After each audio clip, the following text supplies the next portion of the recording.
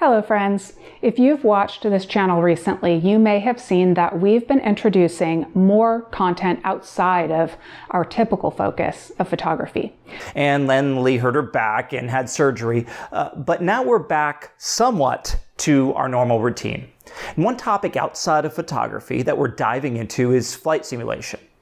For one, aviation, and by that I mean the very early stages of getting my feet wet, is becoming something that I want to be more involved with, and I've been hitting the books and acquainting myself with some more serious flight simulation than I've done in the past.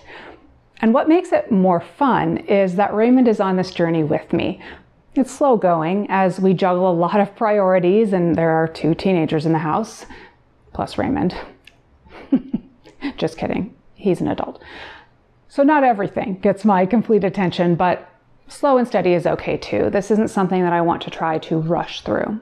If you saw my last flight sim video, I took you to my favorite places around Arizona in various simulated aircraft.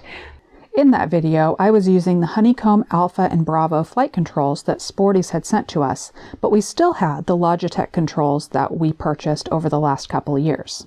And then we started talking to Sporties. They're actually sponsoring this video today, and they thought it would be a great idea to have us make some comparisons. And who were we to argue with that? It sounds like a great idea. So never one to back down from this challenge or a good old-fashioned comparison. It was time for us to put our technical skills to work and create dual computer, dual ultra-wide screen, dual flight control shootout performance center. We'd install the 2 flight control solutions side by side, or as Raymond would say, mano a mano. In all seriousness, like the cameras we test, flight sim gear is a tactile experience. Like cameras, there are buttons and dials, there's varying build quality between models, and there's subjective favorites. When we compare cameras in the field, we use them side by side and hand them back and forth. In this case, we can sit side by side and swap ourselves back and forth to truly and quickly gather our thoughts and share them with all of you. I do want to say that this portion of today's video is sponsored by Sporties. I feel honored to have them involved. Whether you're a sim pilot, real-world pilot, or both, you may have heard of them. They've been in business for over 60 years, and when you browse through the website, which I've linked in the description, you'll see that they are fully committed to both real and simulated aviation.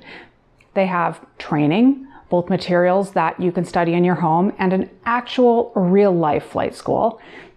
No matter what you're looking for, if you have questions, you can call them and talk to a real person at their headquarters in Ohio. Everything is there, so if you have a question about, say, the Honeycomb flight sim controls, you can call them and they will either have the answer off the top of their head, because those people are as excited about aviation as you and I and Raymond, or they have access to everyone else at headquarters, plus all of the equipment. So they can ask someone, or they can pull a Honeycomb Alpha or Bravo and work with you to figure out the answer to your question. And like I said, to support this video and future videos and our aviation journeys, Sporties did send the Honeycomb controls, and I will also be trying their Learn to Fly course, which provides the knowledge to pass your FAA written, oral, and flight tests. And it even has a flight sim syllabus, bringing the sim world right into a journey toward real-world flight. Thanks again to Sporties, and definitely check out their site linked below. First, why flight controls? For us, it's about the immersion. I'd taken a flight with a friend of mine a while back last year, and I returned home and immediately said, we're going to need some real flight controls. And if you know us, you know that means that packages were arriving within a day or 2. We might have what's known as a collective impulse control problem, or maybe just a passion. Logitech's system, which we ordered, is modular. The throttle controls are included with flight yoke, and they additionally and separately offer rudder pedals, this switch block, this radio box, and this multifunction and autopilot panel. And taking you over here to our newest addition, the Honeycomb, one thing you might notice right away with it is that the yoke takes advantage of some of this real estate for buttons and the starter switch that the Logitech system has on a separate additional panel. And the same philosophy holds true with the separately purchased Honeycomb throttle control. Some of the buttons and dials that are in separate modules for Logitech are integrated right into the Honeycomb unit. And while the Honeycomb does not have a screen for the autopilot controls as the Logitech does, for the Honeycomb, you'd refer to the autopilot display on your computer screen. Honeycomb does have LEDs for different status and problem situations that can arise during flight. People, there is an engine fire light here, and that makes me happy. I mean, it actually scares the hell out of me, but it's good to know that there's a light for it if there is an engine fire in our simulated plane. And to finish the quick overview of the equipment, Logitech and some other vendors offer rudder pedals. Honeycomb has some available for pre-order, but you can use, for example, these Logitech pedals with your Honeycomb gear. More on crisscrossing brands in just a few minutes. So let's wrap up this first part of the comparison by saying Honeycomb gives you a lot of control and buttons, switches, and dials within the form factor of their yoke and throttle quadrants. Just these two boxes.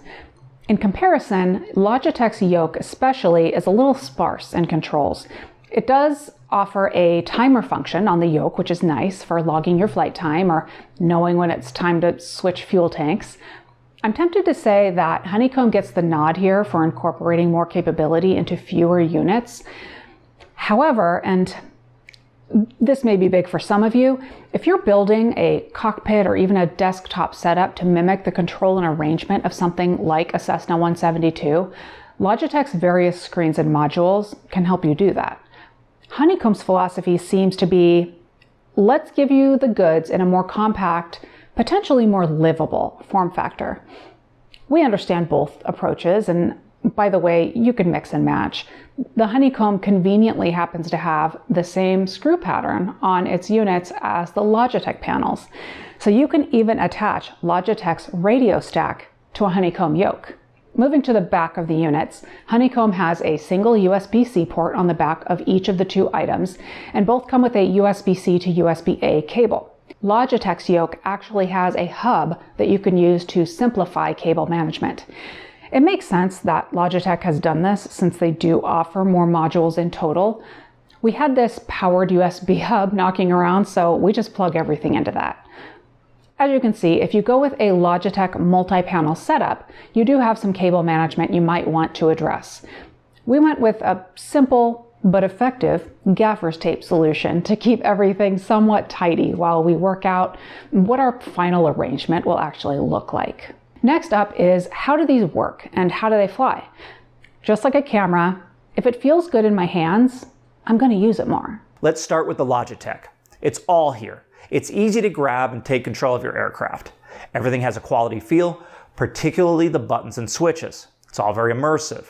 For the throttle, to more accurately simulate multi-proper jet aircraft, you can purchase a second throttle unit and configure them appropriately. Although having the single unit doesn't restrict you from flying multi-engine aircraft. The problem with the Logitech is when you try the Honeycomb. While the Logitech yoke feels fine, maybe a little hollow and plasticky, the Honeycomb yoke is thinner and more solid in your hands. It moves more smoothly with more robust resistance, but not so much resistance that it will wear you out. Overall, the yoke itself and the movement of the yoke feel much more finely machined on the Honeycomb. Both mount to your desk very solidly, but the Honeycomb has a clever two-piece mounting system with metal brackets clamping the mounting plate to the desk. Logitech's plastic mounts work fine, but it doesn't have that same robust and quality feel of the Honeycomb. Moving over to the Honeycomb, out of the box, you have enough levers here for dual-engine aircraft, and you get two sets of levers, one for general aviation and one for commercial aircraft. You can adjust the lever tension and even close down levers that aren't used by your aircraft of choice.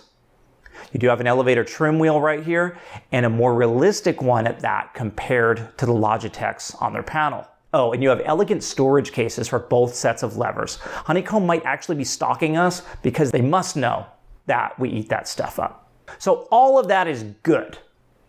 But it was time to do the most important thing with these controls, which is to get on with flying with them. For reasons that basically define us, we have Microsoft Flight Simulator both on Steam and on Microsoft's PC Game Pass. So we're able to get both setups in the air at the same time. One thing we noticed right away when we did that is the Honeycomb yoke has about 180 degrees of motion, while the Logitech is about half as much travel. More motion with the Honeycomb means more precise and more realistic flight control. Now, neither one, the Logitech's more limited movement didn't get in our way. The software knows how to accommodate both, but it is worth noting that the Honeycomb gets the advantage there. The great news for both is that they fly great. Everything that we said before about the quality feel of the Honeycomb still applies, but Logitech users have a very comparable setup. Perhaps 8/10 the feel of the Honeycomb, but that's subjective, and your own opinions may differ. We did take advantage on the Logitech side of the additional panels and the rudder pedals, but again, if you prefer Honeycomb yoke or the yoke and throttle setup, you can mix and match. And like we said before, even mount a Logitech panel on both the yoke and the throttle quadrant. The Logitech only has mounting screws on the yoke. When you use one yoke after the other, the smooth and high quality bearings of the Honeycomb are notable, and you may find that the Logitech ratchets subtly, but noticeably when making fine adjustments. One thing I thought might be a bother, but really was quickly forgotten, was that the Honeycomb yoke connects to the base module with an external telephone wire of sorts, while the Logitech elegantly threads the cable for the various buttons and switches through the axle itself. So a minor design difference between the two there. At no point did the Honeycomb cable get in our way, and like I said, it was quickly forgotten. That brings us to some of our overall conclusions. First, Raymond has a few points. He's really the more experienced simmer, so let's hear from him. For one, we've come a long way since the early flight sims on an 8086, Apple II, or Commodore 64, both in terms of software and the controls. There's a big but coming, but I do prefer the Logitech system when it comes to replicating a cockpit in your home.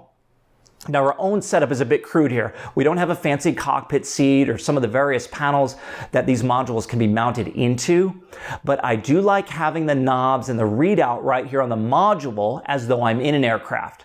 You get more flexibility on where you can position these too, whereas on the Honeycomb, the buttons and the dials are built into the yoke and throttle modules themselves. Now again, you can certainly use these Logitech modules with the Honeycomb yoke, but now for the but. The but is for VR pilots, virtual reality. In that case, you're relying on the display in the headset, nothing else.